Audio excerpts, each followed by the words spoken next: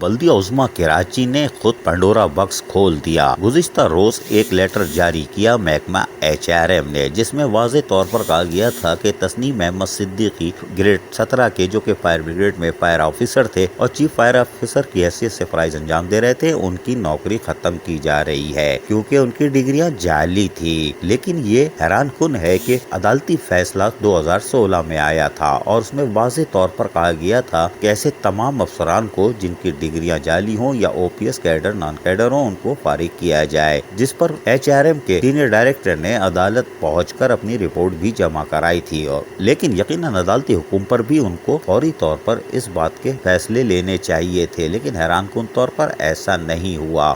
لیکن آج تسنیم احمد صدیقی کو، جن کی ڈگریاں جعلی تھیں، ان کو نوکری سے فارغ کر دیا گیا، لیکن وہ 2016 سے 2020 تک کس مافیا کے زیر سرپرستی موجود رہے؟ اس دوران انہوں نے کتنی دستخطیں کی؟ اس دوران انہوں نے فائر بریگیڈ کی گاڑیوں کو کس طرح اپڈیٹ رکھا؟ کیونکہ ایڈمنسٹریٹر کراچی تو برہم نظر آ رہے ہیں کہ گاڑیوں کی تو حالت خراب ہے۔ فائر بریگیڈ ایک پنڈورابکس ہے۔ تسنیم صدیقی ضرور چلے گئے، لیکن سرپرست ابھی بھی موجود ہے۔ لیکن سب سے بڑی اور حیران کن خبر یہ ہے کہ میٹروپولیٹن کارپوریشن بلدیہ عظمی کراچی کے HRM نے 17 فروری 2016 کو ایک لیٹر جاری کیا تھا۔ ہم اس کو دیکھ کر پریشان ہیں، اس لیے کہ اس لیٹر کے تحت کہا گیا تھا کہ یہ تمام افسران، جن کی تعداد تقریباً 12 تھی، اور اس میں کہا گیا تھا کہ یہ OPS ہیں اور ان کو فوری طور پر فارغ کیا جاتا ہے ان کے عہدوں سے، اور یہ حیران کن خبر ہم آپ کو سنوا رہے ہیں۔ لیکن اس پر بھی عمل درآمد نہیں ہو سکا تھا۔ کیوں نہیں ہوا؟ 2016 سے 2020 تک۔ لیکن تسنیم احمد صدیقی کے جانے کے بعد یقیناً پنڈورابکس کھل چکا ہے، لیکن کیا اب 4 سالوں میں کی گئی دستخطیں اور 4 سال میں استعمال کیے گئے فنڈ کی کیا اب FIR کٹوائیں گے؟ یہ ایک سوال ہے، کیونکہ یہ قانونی نقطہ ہے کہ اب ان کے خلاف مزید کیا کارروائی ہوگی، لیکن ان کے خلاف تو کیا ہوگی؟ باقی جعلی ڈگری والے کیا